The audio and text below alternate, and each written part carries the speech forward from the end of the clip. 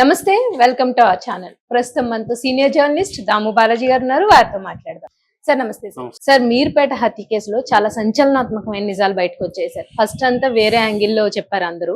ఇప్పుడు అతను ఆ బాడీని కరిగించడానికి పొటాషియం హైడ్రాక్సైడ్ యూజ్ చేశాడని, అంటే రక్తపు మరకలు కూడా కనిపించకుండా అతను చాలా జాగ్రత్తలు తీసుకున్నాడని, ఈ కేసుని ఛేదించడానికి పోలీసులు బ్లూ రేస్ అనే ఒక దీన్ని ఉపయోగించారని, దీని ద్వారా ఈ కేసుని ఛేదించారని చెప్తున్నారు. అసలు పొటాషియం హైడ్రాక్సైడ్ ఎందుకు యూజ్ చేస్తారు అంటే ఏంటి సార్? అలాగే బ్లూ రేస్ టెక్నాలజీ అంటే ఏంటి సార్?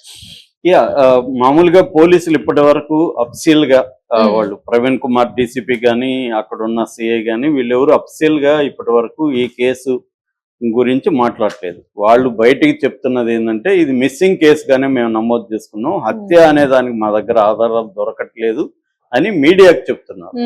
కానీ పోలీస్ స్టేషన్ లో పనిచేసే వాళ్ళు కావచ్చు, కొన్ని కానిస్టేబుల్ కావచ్చు, ఇలాంటి కొన్ని సోర్సుల ద్వారా మన ఛానల్కి వచ్చిన సమాచారం ఏంటంటే కొంత సమాచారం నిన్న ఈవినింగ్ మన ఛానల్కి వచ్చింది. దాన్ని బేస్ చేసుకుని నేను చెప్తున్నాను అనమాట. సో మనకు అందిన సమాచారం ప్రకారం ఇతను హత్య ఎలా చేశాడు, ఎందుకు చేశాడు అంటే ఈ గురుమూర్తి మాధవి, వెంకట మాధవి గురుమూర్తి వీళ్ళిద్దరూ ప్రకాశం జిల్లాకు సంబంధించిన వాళ్ళు. వీళ్ళకి 13 ఏళ్లకు ముందు పెళ్లి అయింది. ఇద్దరు, ఒక బాబు పాపు ఉన్నారు. అయితే ఈ మొన్నటి వరకు ఏంటంటే ఆమె మీద అనుమానంతో చంపాడని, కానీ కాదు. నిన్న తెలిసిన మనకి ఏంటంటే గురుమూర్తికే అఫైర్ ఉంది. గురుమూర్తికే బంధువుల అమ్మాయితో ఒక అమ్మాయితో అఫైర్ ఉంది. ఆ అఫైర్ భార్యకి తెలిసింది, దానివల్ల గొడవలు అవుతున్నాయి. సో భార్యని అడ్డు తొలగించుకుంటే తన అఫైర్ ని హ్యాపీగా కొనసాగించవచ్చు అనేది ఒకటి. రెండవది, ఈ భార్య వల్ల అమ్మా నాన్న కూడా తనని అప్పుడప్పుడు అవమానకరంగా ట్రీట్ చేస్తున్నారని కోపం కూడా గురుమూర్తికి ఉంది. ఈ మధ్య కూడా ఒక బంధువుల ఫంక్షన్ లో వాళ్ళిద్దరూ పబ్లిక్ గానే గురుమూర్తిని అవమానకరంగా మాట్లాడారు అన్న ఇది కూడా గురుమూర్తిలో కోపాన్ని పెంచింది. సో గురుమూర్తి ఏంటంటే టైం కోసం వెయిట్ చేస్తున్నాడు, ఈమెని చంపేయాలని ప్లాన్ చేస్తాడు. అతను ఎక్స్ మిలిటరీ, ఇప్పుడు కూడా ఒక సెంట్రల్ గవర్నమెంట్ దీంట్లో ఒక కాంట్రాక్ట్ సెక్యూరిటీ దీంట్లో ఉన్నాడు. కొంత నాలెడ్జ్ ఉంది అతనికి, మిలిటరీ యాంగిల్లో ఆ నాలెడ్జ్ అవన్నీ ఉన్నాయి. క్రైమ్కి సంబంధించి కూడా బాగా ఫాలో అవుతుంటాడు, యూట్యూబ్ ఛానల్ అవన్నీ అని చెప్తున్నారు. సో ఈ యాంగిల్ ఏం చేశాడంటే ఇతను చంపాలని ప్లాన్ చేసుకున్నాడు. వీళ్ళు సంక్రాంతికి వాళ్ళ ఊరికి వెళ్ళారని గతంలో వచ్చిన తర్వాత ఊరికి వెళ్ళలేదు, ఇక్కడే సిటీలో ఈయన సిస్టర్ ఉంటే వాళ్ళ ఇంటికి వెళ్ళారు అందరితో. పిల్లల్ని అక్కడే వదిలేసి ఈయన భార్యని 14th తీసుకొని వచ్చేసాడు. వచ్చేస్తే ఎందుకు వచ్చాడంటే అదే టైంలో వీళ్ళది మొత్తం 4 ఫ్లోర్లు ఉండే ఇండిపెండెంట్ హౌస్. టాప్ లో ఏమో పెంట్ హౌస్ ఉంటది, 3rd ఫ్లోర్ లో వీళ్ళు ఉంటారు, వెనకుంటారు, ముందు యజమాని ఉంటారు, ఓనర్. అయితే వాళ్ళు ఆ ఫ్లోర్ లో ఉండే ఆ యజమాని వాళ్ళు సంక్రాంతి బెంగళూరు వెళ్ళిపోయారు. సో ఎవరు లేరు అక్కడ.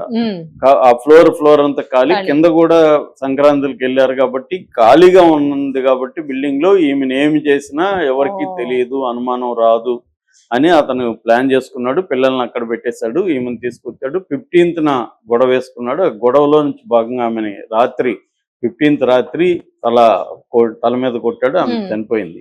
దాంతో ఇతను ఏం చేశాడంటే ఈ బాడీ కనబడకూడదు, బాడీని మాయం చేస్తే మనం ఒకవేళ దొరికినా కూడా పోలీసులకి కేసులు ప్రూవ్ కాదు, మనకు శిక్ష పడదు. ఇతనికి ఏంటంటే ఐడియా ఉంది, క్రైమ్ ఇది పోలీసుల ఇన్వెస్టిగేషన్ వీటి పట్ల ఒక అండర్స్టాండింగ్ ఉంది.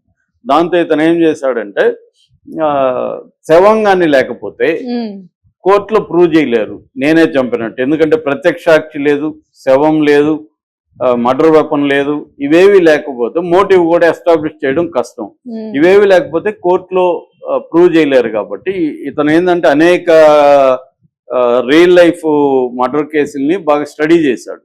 సో దాంతో ఇతను ఏం ప్లాన్ చేసుకున్నట్టే బాడీని ఎలా మాయం చేయాలి అనేది రాత్రంతా 15th రాత్రంతా కూడా యూట్యూబ్ వీడియోలు దాంట్లో సెర్చ్ చేయడం అన్నీ చేశాడు. చేసి ఒక ప్లాన్ డివైడ్ చేసుకున్నాడు. అదేంటంటే ఈమె బాడీని కరిగించేయాలి, ఎముకల్ని పొడి చేసేయాలి అనేది అతను ప్లాన్. పొడి చేయడానికి మళ్ళీ స్టడీ చేస్తే అతనికి పొటాషియం హైడ్రాక్సైడ్ అనే విషయం గురించి తెలిసింది. పొటాషియం హైడ్రాక్సైడ్ ని మనం మ్యానుఫ్యాక్చరింగ్ సెక్టర్ లో కానీ, తర్వాత ఫుడ్ ప్రాసెసింగ్ లో కానీ, అగ్రికల్చర్ లో సోప్స్, డిటర్జెంట్స్ తయారు చేయడంలో పేపర్ మేకింగ్ లో, బ్యాటరీ దీంట్లో వీళ్ళంతా డ్రైనేజ్ క్లీనింగ్ వీటిలన్నిట్లో వాడతాం. వాడతారు.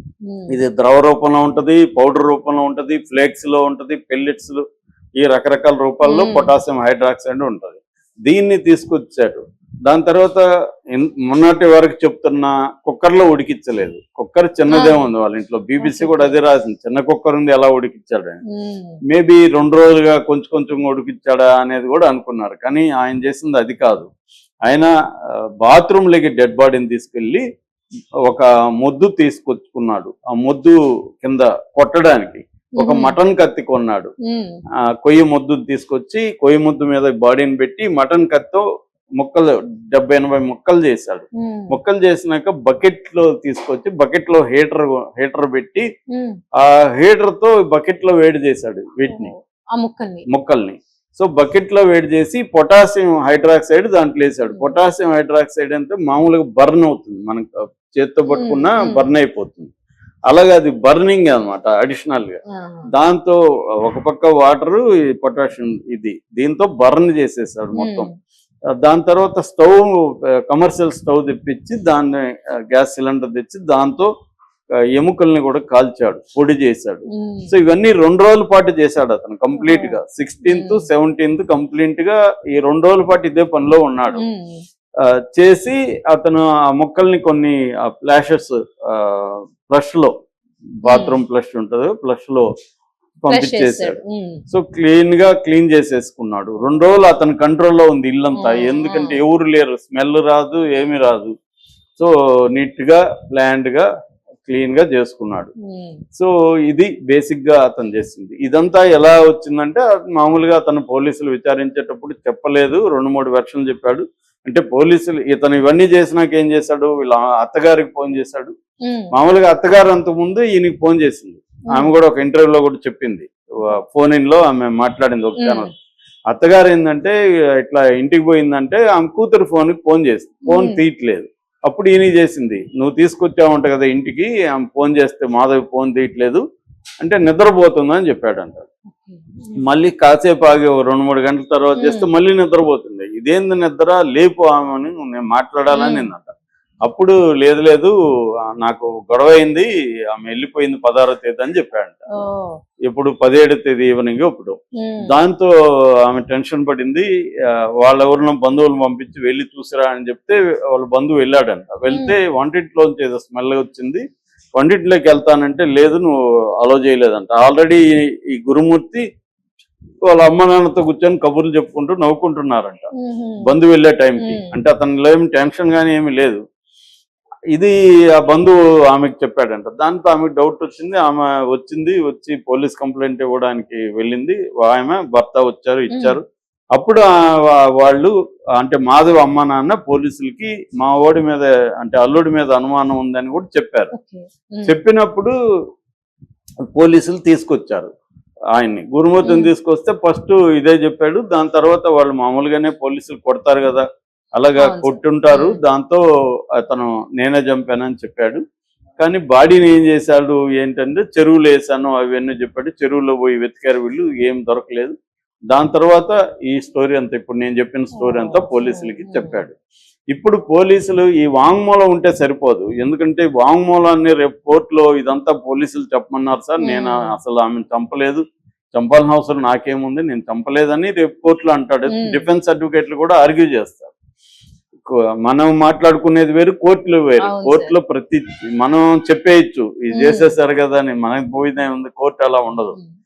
ప్రతిదానికి సాక్ష్యాలు కావాలా. అవతల అడ్వకేట్ మాట్లాడేది ఆయన చట్టాలను ఉల్లంఘిస్తాడు, తీర్పులను ఉల్లంఘిస్తాడు, ఉల్లంఘిస్తాడు. అంటే ఉల్లంఘించడం కోర్టు చేస్తాడు, ఉల్లంఘించడం రాంగ్ వాడు కోర్టు చేస్తాడు. అవన్నీ కోర్టులో పరిగణలోకి తీసుకుంటారు. అలాగే ఇప్పుడు కోర్టు ఏం చేయాలి, పోలీసులు ఏం చేయాలి, చంపినట్టుగా చెప్పాలి. అసలు ఆమె బాడీనే లేదు, ఆనవాళ్ళు లేదు. అప్పుడు ఏం చేశారు వీళ్ళు, అందుకనే టైం పడతా ఉంది ఇన్వెస్టిగేషన్. లేకపోతే 2-3 రోజుల్లో ఫినిష్ చేసేవాళ్ళు. అప్పుడు వీళ్ళు ఏం చేశారంటే బ్లూరే టెక్నాలజీని, అంటే బ్లూరే టెక్నాలజీ అని రాస్తున్నారు కానీ బేసిక్గా ఏంటంటే మనం మామూలుగా చాలా హాలీవుడ్ సినిమాల్లో కానీ లేకపోతే వెబ్ సిరీస్లో కానీ క్రైమ్ వెబ్ సిరీస్లో చూస్తుంటాం. అదేంటంటే వాళ్ళు ఒక బ్లూరే లైట్లు పెట్టుకొని వేస్తుంటారు అక్కడ వేస్తున్నప్పుడు గోడల మీద అక్కడంతా కూడా బ్లడ్ మరకలు కనపడడం, నేల మీద బ్లడ్ అవును సార్. మరకలు కనపడడం కనిపిస్తుంది. ఉమ్, నిజానికి అది తప్పు అనమాట. సైంటిఫిక్ గా అది సాధ్యం కాదు. ఉమ్. బ్లడ్ అనేది లైట్ వేయడం ద్వారా లూమినెన్స్ రాదు. ఉమ్, మామూలుగా అయితే అది సినిమాల్లో అలా చూపిస్తారు, కానీ రియల్ గా నేను ఫోరెన్సిక్ అవంతా కూడా చదివాను. దాని మీద ఫోరెన్సిక్ ఏం చెప్తుందంటే బ్లడ్ ఎముకలు అవన్నీ ఉంటే లైట్ వేస్తే వస్తుంది. అంటే కాంబినేషన్ అన్నమాట. Ultra violet, black and white light combination లో వేస్తారు అన్నమాట. ఉమ్. అల్ట్రా వైలెట్ లైట్ అది, బ్లూరే అనేది కాదు, అది వైట్ లైట్ కూడా వేస్తారు. ఓకే ఈ సార్. అల్ట్రా వైలెట్ లైట్ వేయడం ద్వారా లూమినెన్స్ పడడం ద్వారా అప్పటి వరకు మన కంటికి కనబడింది మెరుస్తాయి. ఉమ్, అది లైట్ తో బ్లడ్ మెరవదు. సో బ్లడ్ మెరవాలంటే ఏం చేయాలంటే అల్ట్రా వైలెట్ కెమికల్స్ వాడాలి. కొన్ని పౌడర్లు కూడా వేస్తుంటారు ఉమ్, కొంతమంది. ఆ అల్ట్రా వైలెట్ కెమికల్స్ ఏమంటే లూమినాల్ అనే ఒక కెమికల్ ఉంది, బ్లూ స్టార్ అని ఒక కెమికల్ ఉంది, ఫ్లూరోస్ అనే ఒక కెమికల్ ఉంది. ఈ 3 రకాల కెమికల్స్ ని అల్ట్రా దాని ఏమంటారంటే ఫ్లూరోసెంట్ కెమికల్స్ అని అంటారనమాట. ఈ ఫ్లూరోసెంట్ కెమికల్స్ ని చల్లితే బ్లడ్ ఎక్కడెక్కడ సన్నగా కొంచెం క్లీన్ చేసినాక కూడా కొద్దిగా ఉండిపోతుంది కదా, అవి లూమినెన్స్ లెక్క వస్తాయి. అంటే అవి లైట్ మెరుస్తాయి. ఉమ్, అప్పుడు దాన్ని మనం గ్రహించవచ్చు, అంటే తీసుకోవచ్చు. ఉమ్. అది ఫోరెన్సిక్ సైన్స్. ఇది యాక్చువల్ గా 1970s లోనే కెనడాలో ఫస్ట్ టైం వాడారు. ఉమ్. దాని తర్వాత అన్ని దేశాల్లో కూడా ఈ టెక్నాలజీ వాడుతున్నారు. ఎందుకంటే ఇప్పుడు అన్ని దేశాల్లో క్రిమినల్స్ తెలివి మీరిపోయారు కాబట్టి బ్లడ్ అంతా క్లీనింగ్ ఉంటుంది. మనకు కొన్ని సినిమాల్లో చూపిస్తారు, చనిపోయిన తర్వాత క్లీన్ చేసే ఎక్స్పర్ట్లు ఉంటారు, వాళ్ళని పిలిపించి క్లీన్ చేస్తారు. ఉమ్, అయినా కూడా వీళ్ళు ఇటువంటి టెక్నాలజీ ద్వారా, అంటే ఈ ఫ్లూరోసెంట్ కెమికల్స్ ని చల్లడం వల్ల బ్లడ్ మీద లూమినెన్స్ లెక్క వస్తుంది. ఈ లైట్ ద్వారా ఎముకల పొడి కానీ అట్లాంటివి ఏమైనా పడి ఉంటే అవి లూమినెన్స్ లకు వస్తాయి. దాని కెమికల్స్ చల్లాల్సిన అవసరం లేదు. ముఖ్యంగా టీత్ కానీ ఉమ్, ఎముకలు కానీ అవశేషాలు ఎక్కడన్నా మైక్రో అవశేషాలు ఉంటే వాటికి ఈ అల్ట్రా వైలెట్ లైట్ పనిచేస్తుంది అన్నమాట. ఈ 2 టెక్నాలజీని ఇప్పుడు దీనికి వాడుతున్నారు. ఉమ్, అంటే మామూలు మంటలలో అవసరం లేదు, ఉమ్. కానీ దీనికి ఇప్పుడు మన పోలీసులు కూడా ఫోరెన్సిక్ వాళ్ళని పిలిపించి ఇవన్నీ వాడి కొంత కలెక్ట్ చేస్తున్నారు. అంటే దీన్ని స్ట్రాంగ్ గా కేసుని కట్ చేయాలంటే ఈ ఎవిడెన్స్ Evidence చేయాలి. అన్నమాట. మనకి ఆల్రెడీ ఇప్పుడు భారతీయ సాక్ష్య సంహిత అని కొత్త చట్టం వచ్చింది, evidence act, Indian evidence act స్థానంలో. దాంట్లో ఎలక్ట్రానిక్ ఎవిడెన్స్ కూడా అప్లికబుల్, యాక్సెప్టబుల్ అన్నమాట. ఇంతకుముందు ఉండేది కాదు. అట్లా ఇప్పుడు ఇతని రికార్డ్స్, ఫోన్ లో ఆ అమ్మాయి ఇంకొక అమ్మాయితో అఫైర్, అవన్నీ కూడా ఎస్టాబ్లిష్ చేయాలి. అంటే సర్కమ్స్టాన్షియల్ ఎవిడెన్స్, మెటీరియల్ ఎవిడెన్స్, వాంగ్మూలము ఇవన్నీ పెట్టుకొని కోర్టుకి వీళ్ళు పెట్టే పనిలో ఉన్నారు. దీన్ని ఖచ్చితంగా మనం తెలంగాణ పోలీసులను అప్రిషియేట్ చేయాలి. చాలా అంటే ఇటువంటి తెలివి మీరిన క్రిమినల్స్ అని కూడా ఎలా ఆట కట్టించవచ్చు. అంటే నువ్వు ఎంత క్రిమినల్ అయినా ఎక్కడో చోట తప్పు చేస్తావు అని మామూలుగా సామెత ఉంది. కాబట్టి పోలీసులు కానీ కరెక్ట్ గా చేస్తే క్రైమ్ చేసిన వాళ్ళు తప్పించుకోలేరు.